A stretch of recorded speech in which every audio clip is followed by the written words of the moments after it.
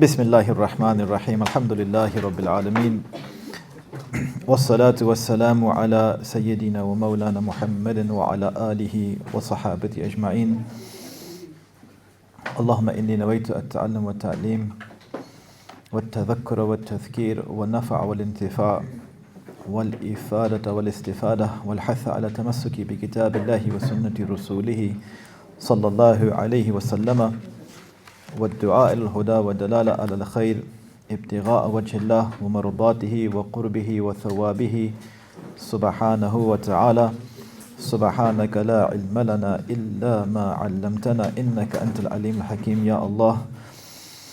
اللهم صل وسلم وبارك على سيدنا ومولانا محمد. السلام عليكم ورحمة الله تعالى وبركاته. So we move to the next piece of advice that the Imam imparts to his student. And he says, أيها الولد, this is page 27, translation on page 26. أيها الولد بعض مسائلك من هذا القبيل. That some of your questions are of this sort. Now, which sort is the Imam referring to here? Because you remember last week we were discussing that there are some questions that are you can't answer them because they are experiential. You need to experience them. It's like asking someone, what does honey taste like? You can't explain to someone what honey tastes like. You have to taste it yourself. And so some of these questions are of that nature that the Imam is referring to here. But he says, وَأَمَّا الْبَعْضُ الَّذِي يَسْتَقِيمُ لَهُ الْجَوَابِ فَقَدْ ذَكَرْنَاهُ فِي إِحْيَاءِ عُلُومِ الدِّينِ وَغَيْرِهِ. But those questions that you've asked that can be answered, in other words, they have an answer that I can give you, the Imam says that we've mentioned the answers to those questions in the Ihya Ulum ad-Din. Now,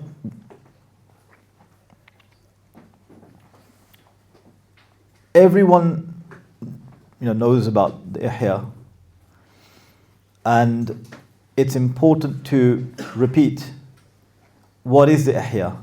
It's an Ihya Ulum ad-Din. It's a revival of something, because Ihya is to bring something to life which may either have been dead or something which was neglected. So what's the Imam speaking about when he says to bring some knowledge to life? And you'll recall that we said in the past that the Imam mentions that what's being brought to life is not knowledge of sacred law per se. It's not knowledge of grammar or any associated sciences that you would find in a traditional madrasa curriculum. The sciences that the Imam is speaking about that are supposed to be being revived here are the sciences of the akhirah, of the next world. Because firstly, if we don't understand what are the sciences of the akhirah and how they relate to the sciences that we study in the madaris, or generally outside the madaris, then there's going to potentially be a disconnect between the things that we learn and the reason why we learn them and what they actually mean. So, as the Imam mentions in the Ihya itself, when you pray, what are we doing when we stand on that space? What's taking place here? When we fast, what are we doing? What's taking place? It's Ramadan, inshallah, next week, right? What's supposed to be taking place? Is it the case of approaching Ramadan and what's the discussion that we tend to have? SubhanAllah, Ramadan's now getting shorter, the times in a day. I mean, we've probably all thought about this, right? That it's near 5:30 now, right? Meaning that's probably not the way to think about Ramadan. That if we've reduced Ramadan to hours of fasting, it means we've not really understood it. or if Ramadan has been reduced to just preparing for Ramadan, our freezers. Doesn't mean that you don't, because some people could say, look, I need to prepare food so that I don't have to cook in Ramadan, and it's already prepared. That's fine, I'm not saying that.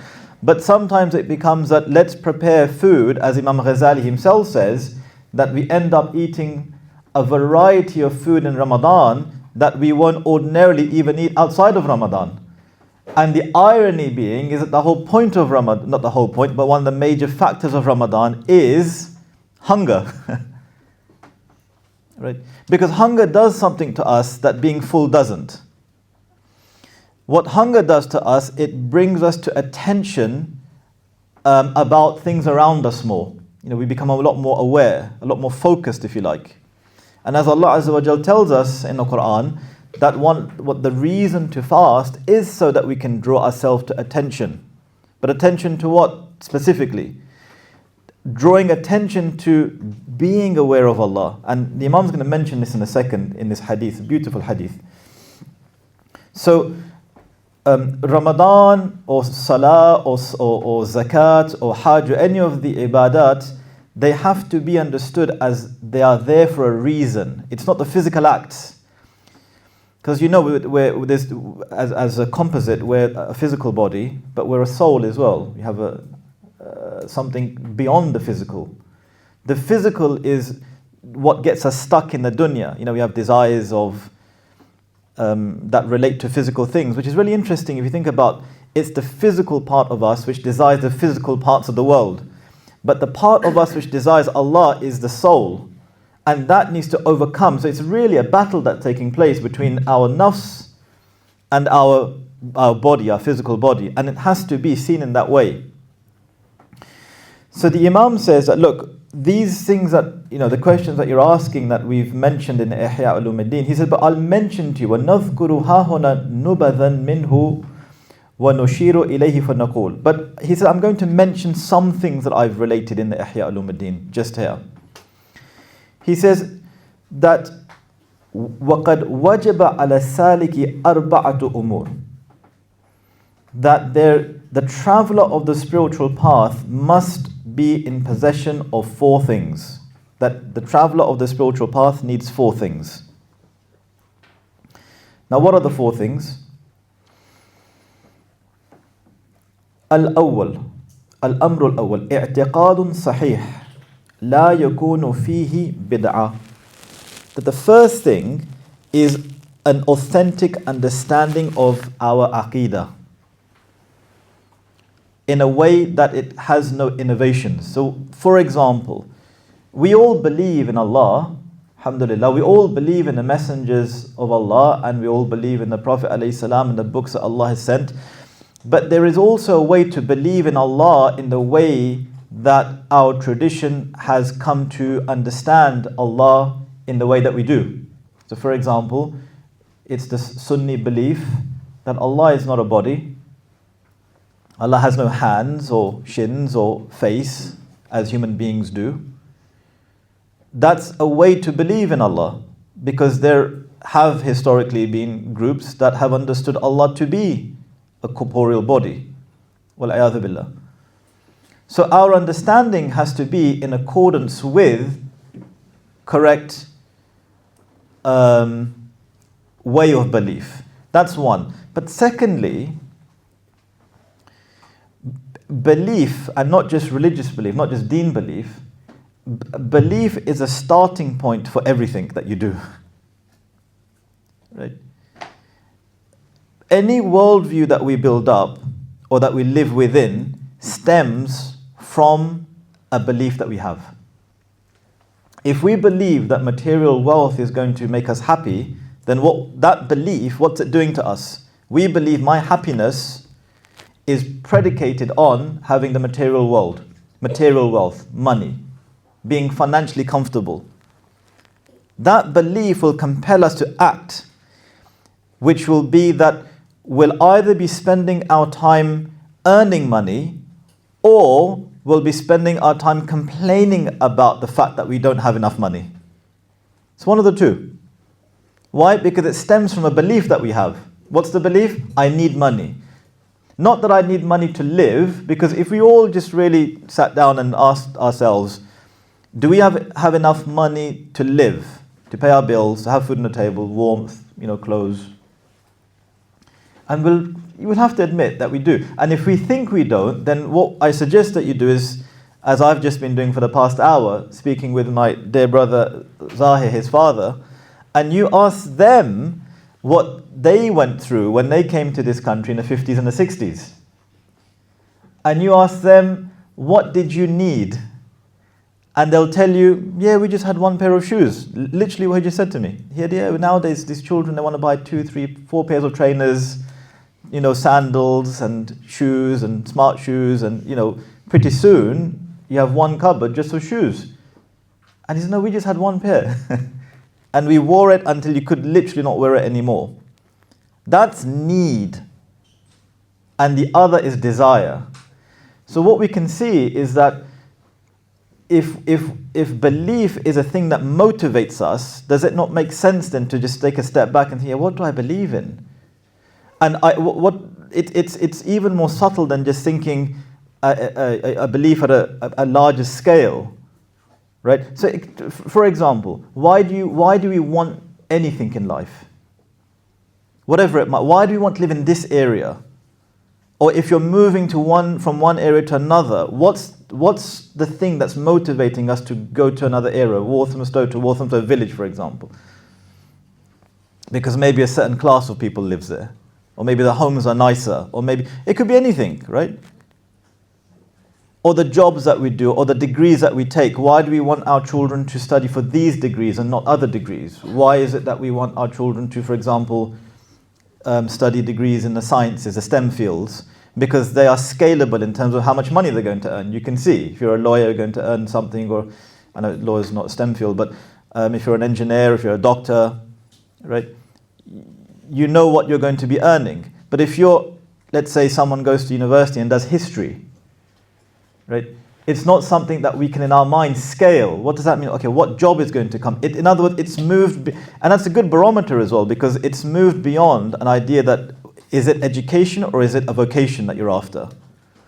Because everyone who goes to university tends to go to university in our day and age to become vocationalized. To be educated is something else. You can have someone who's not educated in a sense of haven't been to, you may have even dropped out of school. But sometimes you'll find that they're the most successful people that you meet, right? And the most intelligent people. So what do we mean when we say education? Let's take a step there and think about that. When we say we want our children to be educated, what does it mean?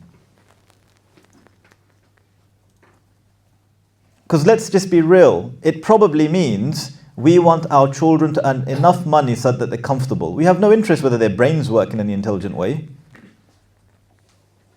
or if as a consequence it comes about that they can, right? Because you could be a very well-qualified doctor, but be immoral.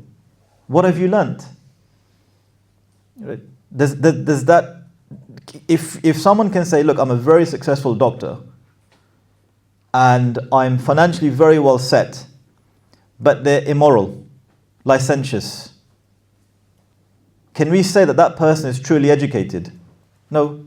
Why? Because our understanding of being educated is to have knowledge of Allah. If someone has knowledge of Allah, but never stepped foot inside a school, could you truly say about that person that they're not educated? Again, because we're trying to understand, what does this word mean, to be educated? They're uneducated people. Right? And that's exactly what Imam Ghazālī is trying to tell us in the Ihya Ulumuddin. What's the first book you'll recall in the Ihya Ulumuddin? The Book of Knowledge. But it's interesting that the Imam doesn't say the book of knowledge about something, does he?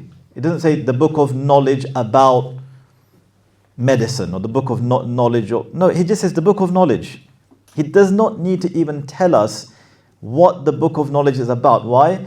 Because for Imam Ghazālī, as well as all of our tradition and our scholars, as soon as you say knowledge, i.e. education if you like, knowing something, it can only mean knowing Allah. It can only mean that.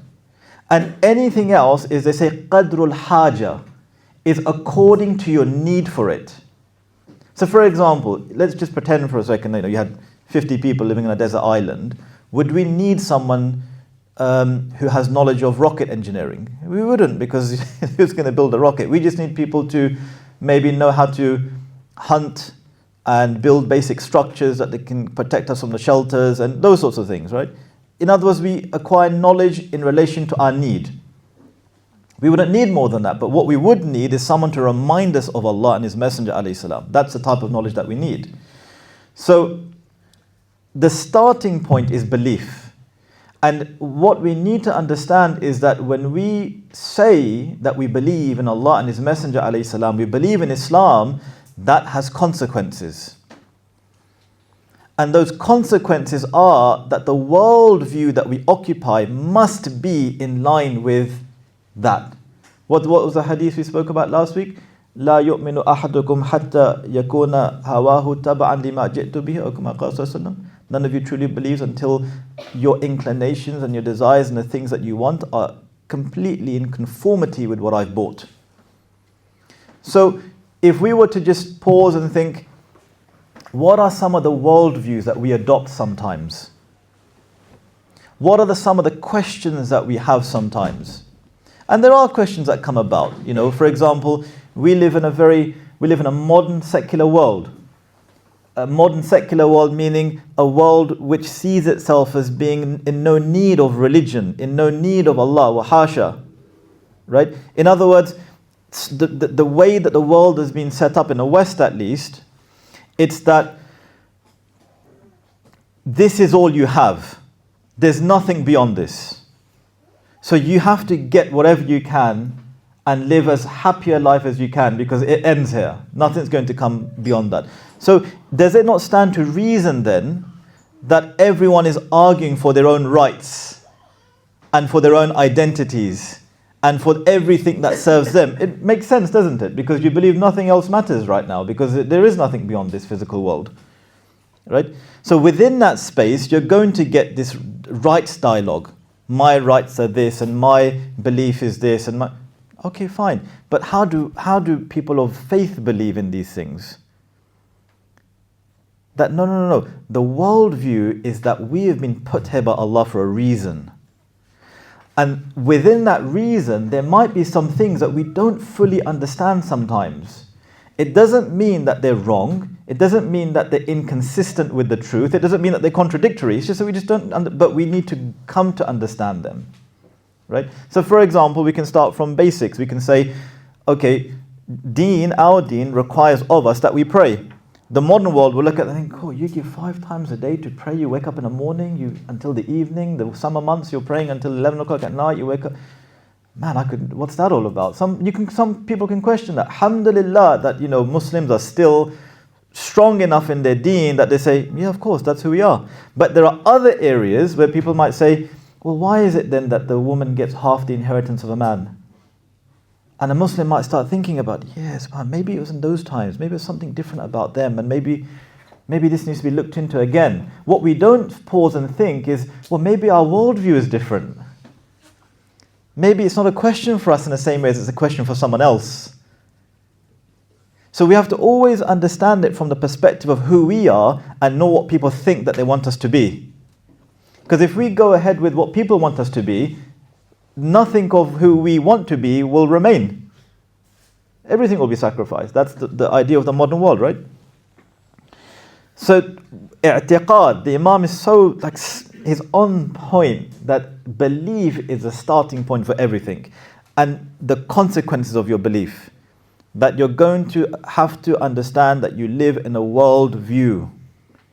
And also understand that there are competing world views that you will come across. Every type of isms in the modern world, stems from a world liberalism, right? Capitalism, feminism, anything. It comes from an underlying worldview.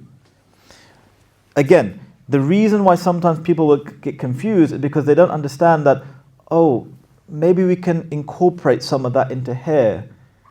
without realizing that we have to look at it in broad terms. Why should it be this particular worldview incorporating something from here? Why can't it be the other way around? Right? It's always people of faith that seem to be on the back foot. You have to explain your existence to other people and your belief structures, right? But that's why that when you're confident in who you are, you don't have to worry about these questions. I remember once I was teaching a class in Turkey, and it's an example which I feel has a lot of resonance to it. And I said in the class that, alhamdulillah, that in our belief system, there is nothing in our belief system that's contradictory in terms of logic. In our intellect doesn't find anything in our tradition that's contradictory to reason. Such that if you ever found there to be a claim in our religion where you find something which is logically contradictory, know that it's not a claim in our religion. Right? So I just asked the student, as an example, I said, so if someone said to you that they claim that there's a hadith in which it says 2 + 2 is 5, what would you say? And he said, I believe it. And for me, that was so powerful. Why? Because, yes, the correct answer is it's not a hadith. But this person's belief was to the extent that, look, if the Prophet ﷺ said it, it's end of story. That's belief. Right? Of course, don't get me wrong, it needs to be explained that, look, it's not a hadith. So the Prophet, you never find a hadith. That's why the words you choose are very careful. If someone claimed it was a hadith, not someone said it, that the Prophet ﷺ said it, because we know that's not the case, right?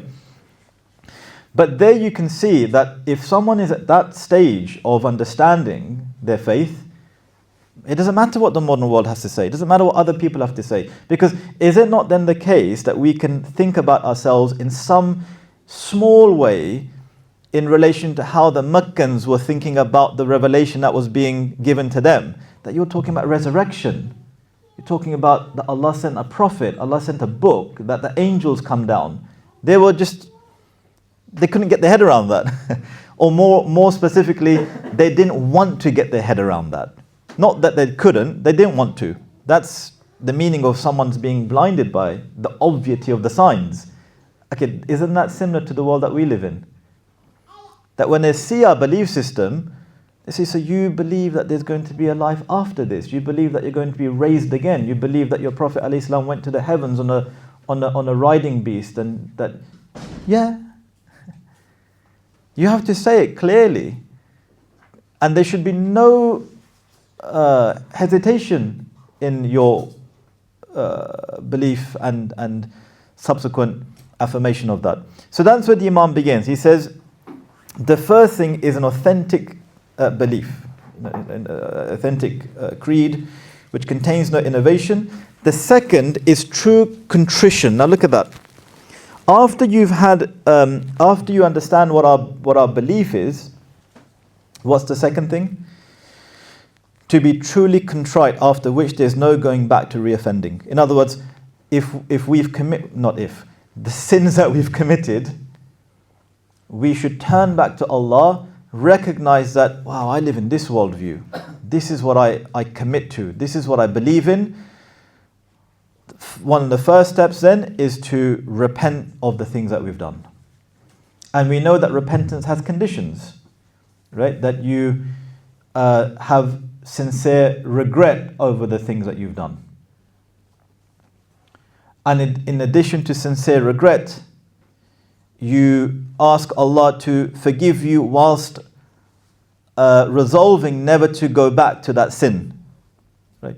And if the transgression involves other human beings, then you have to replace and restore the right of others. And this is then the next thing that the Imam says. He says the third is reconciliation with enemies, so that none of them retains a claim against you. So you have your correct belief, your tawbah is the next stage, the Imam's saying.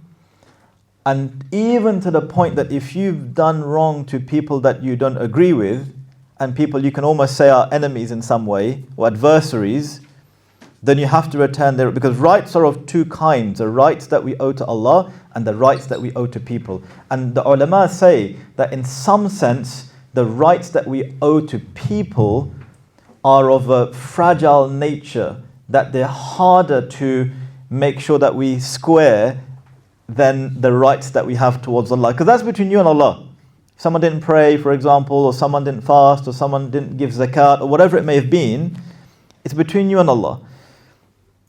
You can turn to Allah and ask Him to forgive you, but if there's something that exists between you and another human being, then the only way to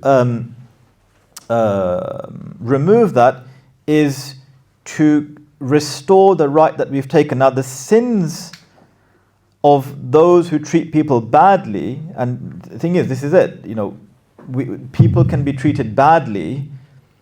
How? You can backbite people, as we've said. Or just someone that we've been unjust towards. That could just be in financial dealings, right?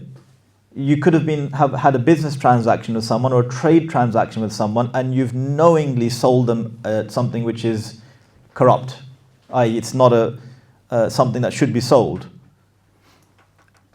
and hence you've taken advantage of them. So can you see that doing business is such a delicate thing, right? In being upright in the things that you do business in and with. Or social interactions. We could be unjust with people in our social. For example, I'll give an example. Let's say a group of friends or cousins get together, and you deliberately exclude one person from your conversation, and you exclude them because you don't like them, and you're not saying anything to them, right? But you're deliberately engineering your circle and your gathering or your interaction here that they're being excluded from it. And not just excluded, the fact that you want to make it known to them that you're excluding them. There's degrees to this, obviously, depending on how much you don't get on with someone.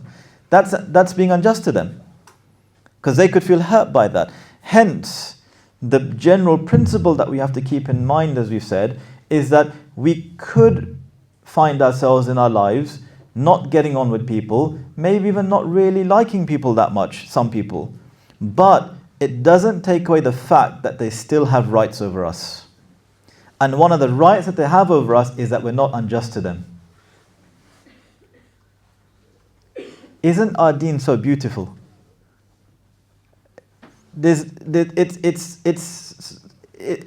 Allah has given us something which is for the betterment and the benefit for even this table, right? Even the trees and even the animals and the inanimate objects and anything that's around us, right? Which other tradition has that? In the same, and not just has that, but just, again, I was just with my brother earlier on. I was barely there for an hour. And I felt embarrassed at the level of hospitality that's been afforded to us, simply because you entered someone's house, right? But tabarakallah, you go into any Muslim land, anywhere in the world, and what do you hear from foreigners who go into our lands? We've never seen hospitality like this. The karam, the generosity of the Muslims. So, again, isn't Islam beautiful? Alhamdulillah ala ni'mat al-Islam wa kafa biha ni'ma. That we thank Allah for this blessing of Islam. Is it not enough as a blessing? Just that, right? So that's the third thing that the Imam says, which is to reconcile with your enemies so that no one retains a claim against you. And then the fourth thing is obtaining enough knowledge of the Sharia for the commands of Allah, the Exalted, to be executed, then whatever other sciences through which there is salvation. I'll just read the Arabic for the barakah of the text. الأمر الأول اعتقاد صحيح لا يكون فيه بدعة والثاني توبة نصوح لا يرجع بعدها إلى الزلة والثالث استرضاء الخصوم حتى لا يبقى لأحد عليك حق والرابع تحصيل علم الشريعة قدر ما تؤدى به أوامر الله تعالى ثم من العلوم الأخرى ما تكون به النجاة. And so the fourth is to acquire knowledge of deen to the extent that it allows us to fulfill our obligation. So everyone should have learned fard ayn, i.e. those things which are individually obligatory upon. How do you pray? How do you perform wudu? They're the first things you have to do. How do you make wudu properly? Right? How about if you don't have enough water, what do you do? How about if there's a limited amount of water, what do you do? What about the place that I can pray in? What about the timings of the prayer? What about my clothes that I'm wearing? What do I have to cover? What's said in the prayer? What about if I make a mistake, God forbid, in the prayer? How do you rectify the mistake in the prayer? What's considered a mistake in the prayer? What's not considered a mistake in the prayer? Like all those things, it just takes a short course to do that. And it's, because we now find ourselves in an age and a space and a time where it might not be the case that people learn this in their homes anymore, right? That you now have to have programs in your communities that, are serving to educate all of us in relation to our fara'id. So number one, we have to learn what is our belief, what's our belief system. And number two, we have to learn those aspects of law that will allow us to obligate ourselves of the things that Allah has asked of us. Salah, Sawm, right? Zakah, you learn when you have to give it. You don't need to precede yourself. You don't have to go before and say, well, let me learn it. You don't have zakah to pay, right? Or Hajj. If you're not going to Hajj for the foreseeable future, you think, then learning it's fine. You can do it for barakah, no doubt. I'm talking about people who are not students of knowledge. But you're most likely going to have to do it again when you are going to Hajj, simply because you can't retain that information if you're not going to be teaching it or practicing it, right? And Hajj comes around once in a lifetime. And for those who are blessed, they can go more times than that. So that's number one. It's the personally, individually obligatory things that we must know. Everyone has to have their portion of that. But also, the Imām says, we need to have knowledge of the other sciences which are going to give life to what these things mean. In other words, we have to have gatherings of reminders, of listening to hadith of the Prophet ﷺ, where we're being taught how to live our life in conformity with Allah's wishes and desire and what Allah wants from us. It's not a case that you just come do your fard ayn and you go into, because the world it's going to eat us up if we're not connected to something. In other words, when we go to, for instance, Mecca or Medina, what do we feel when we go there? You feel a sense of, I always want to feel like this, right? But that's the whole point, that you need to put structures in place in our communities that you can always feel like that.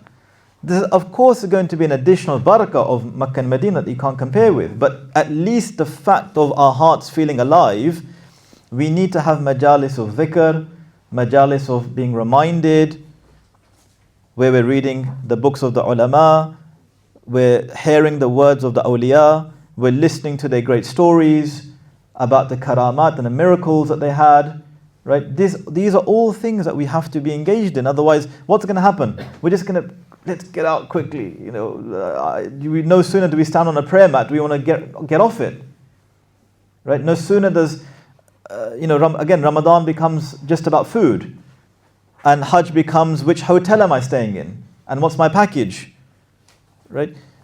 We need to realign ourselves to that thing where we are setting up things in our community, as the Imam is saying. That's the fourth thing. So repeat the four things. A sound belief. Number two, contrition, tawbah for what we've done. Number three, to restore the rights of those that we may have wronged.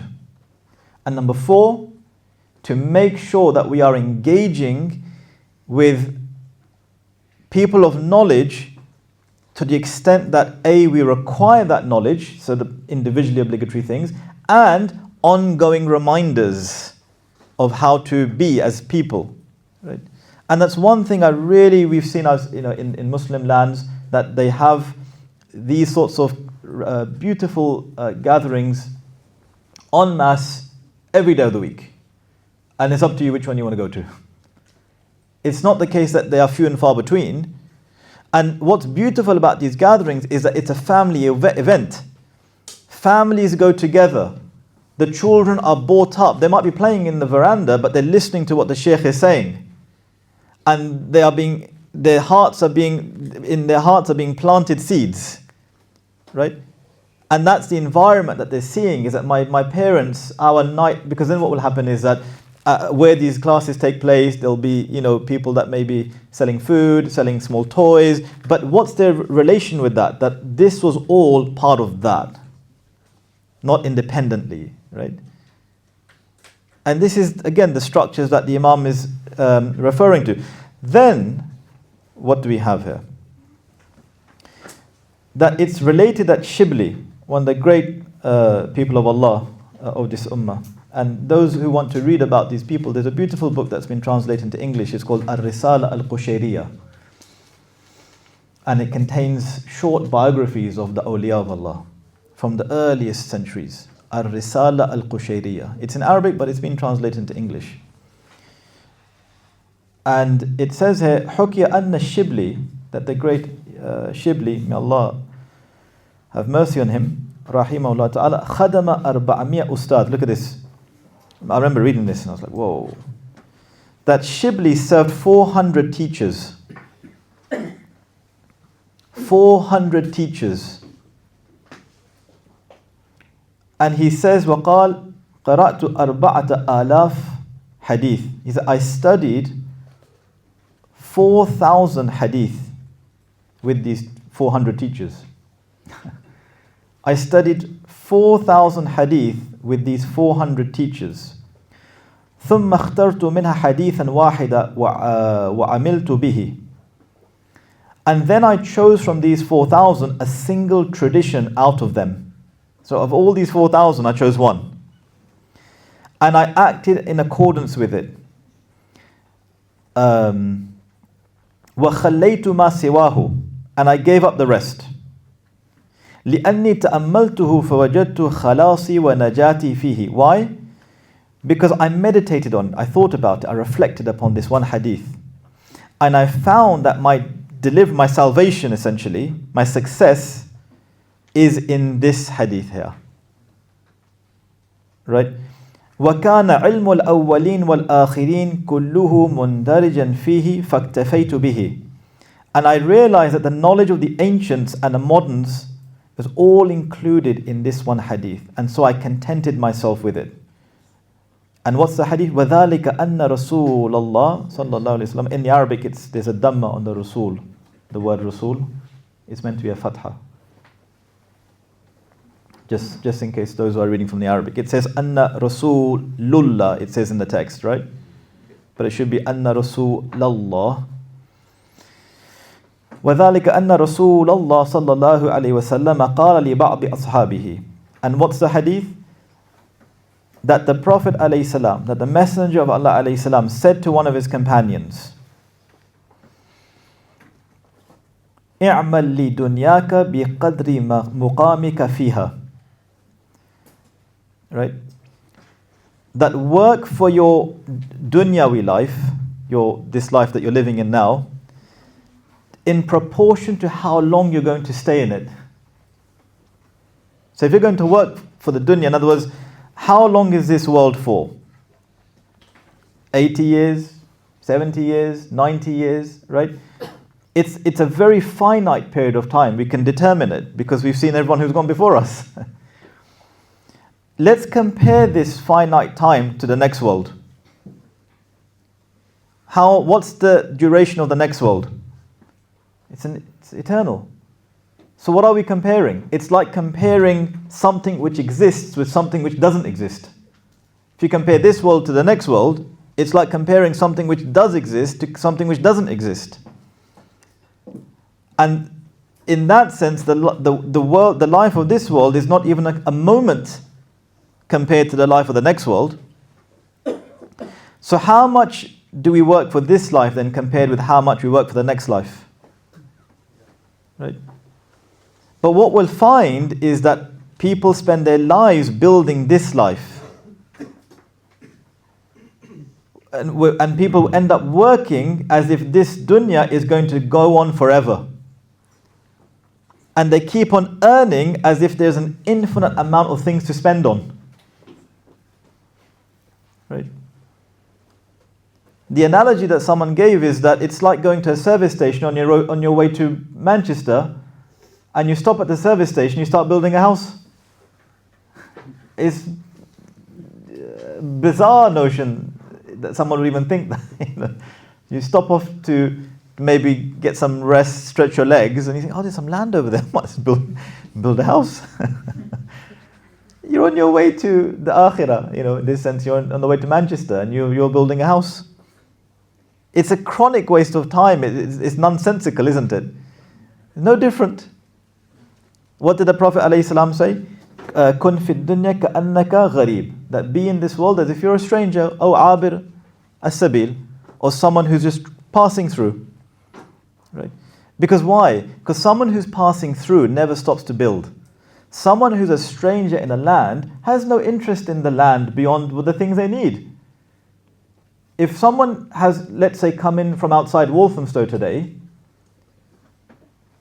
and they've come in for the first time, are they going to start asking you, where's the best place to build my house? Or no, they're not interested in any of that, because they're only here for a day, 2 days even, 3 days. They don't have any interest beyond what they came here for. Let's say they came here for some business to occupy some of their time. Do they have time? If you take that analogy to its degree, you'll see that if someone came here for 5 work meetings, each of 5 hours each, so they're here for a week, that's 25 hours, and in amongst that responsibility that you had of 25 hours, you've bought a house, you've got a mortgage, you've got a second job for the 5 days that you're here for the week. It makes no sense. That's dunya. Dunya is limited, it's time bound. It doesn't mean that you don't work in it to earn what you need to for yourself. It doesn't mean that. It means that we all know how much we need, and we all know how much more we do to acquire it. And so the ulama, they say that the intelligent person is the one who works for their dunya just enough to fulfill their needs and their family's needs. Right? And the rest of the blessings that Allah has given, right? They know how to build for the akhirah with that. And then what's the next thing in the hadith? That اعمل لدنياك بقدر مقامك فيها واعمل لآخرتك بقدر بقائك فيها. And work for your afterlife in proportion to your eternity in it. Right? I mean, the stay in the next world, how long is it for? There's no end. It goes on forever. It doesn't come to an end. There's no stop. So our work in this dunya should reflect that then. That we should spend our lives in obedience inwardly and outwardly, fulfilling the wajibat, the fara'id that Allah has made obligatory upon us, maintaining the sunnahs of the Prophet ﷺ by distancing ourselves from impermissible things, right? Because why? We're trying to build for the akhirah. Again, the ulama, they say that an intelligent person, when they compare something infinite to something finite, or something eternal to something which is fleeting, everyone will choose the eternal and the infinite. So why do our actions then not accord according to that? Because we're all agreeing in this, right? Which one would you choose? Eternal or fleeting? Infinite or finite? And everyone, yeah, eternal, of course. Evidently not. Because if that's our belief should have a consequence. The consequence should be that we work for the akhirah. But if our belief is that we're working for the dunya and finite things, then our words, we're saying one thing that seems to be indicating that we don't believe in that thing, really. Or maybe we're not fully being faithful to it, maybe we should say. Right? What did Sayyidina Hassan say? It's reported that he said that if any 2 days of a person are the same, i.e. yesterday and today, if those 2 days are the same, i.e. yesterday and today, then such a person is deceived. In other words, there's no difference in your 2 days. What you did yesterday, insofar as what's trying to be said here, is that, have you done anything additional today?